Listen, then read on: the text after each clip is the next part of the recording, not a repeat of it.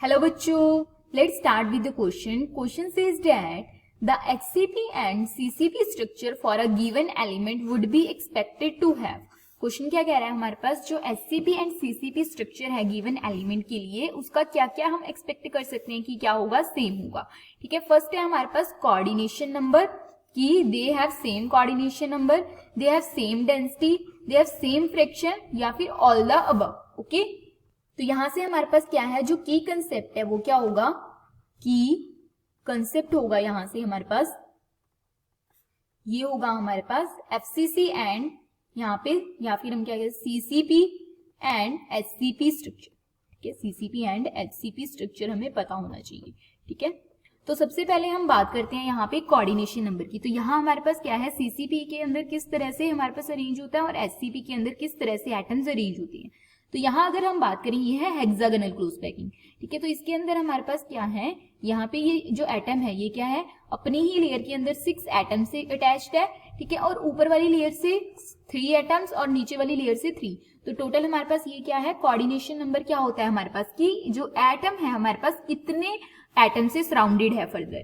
ठीक है. तो 6 एटम्स अपनी लेयर से सराउंडेड है, 3 एटम्स अबव लेयर से सराउंडेड है और 3 एटम्स बिलो लेयर से वो सराउंडेड है. ठीक है. यानी अटैच है.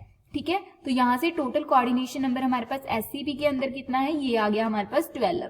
ठीक है. यहां बात करें किसकी, फेस सेंटर्ड की. ठीक है. यानी CCP की. तो इसके अंदर हमारे पास क्या है, ये हमारे पास क्या है, अरेंज है किस तरह से, हमारे पास इस एटम के अंदर ये हमारे पास है.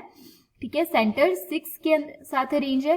ठीक है. 6 एटम के साथ अटैच है. अबव लेयर के अंदर 3 और बिलो लेयर से भी ये 3 के अंदर अटैच है. तो यहाँ हमारे पास डिफर क्या आ जाता है, ये हमारे पास डिफरेंस आता है यहाँ पे, कि जो हमारे पास एटम्स है इनका हमारे पास क्या है, ये लेयर सेम होती है SCP के अंदर, लेकिन ये लेयर डिफर होती है हमारे पास फेस सेंटर्ड क्यूबिक स्ट्रक्चर के अंदर. तो यहाँ भी हमारे पास जो CCP है इसके अंदर जो हमारे पास कोऑर्डिनेशन नंबर है ये कितना आता है, 12. तो इनका जो कोऑर्डिनेशन नंबर है वो क्या होता है, सेम होता है.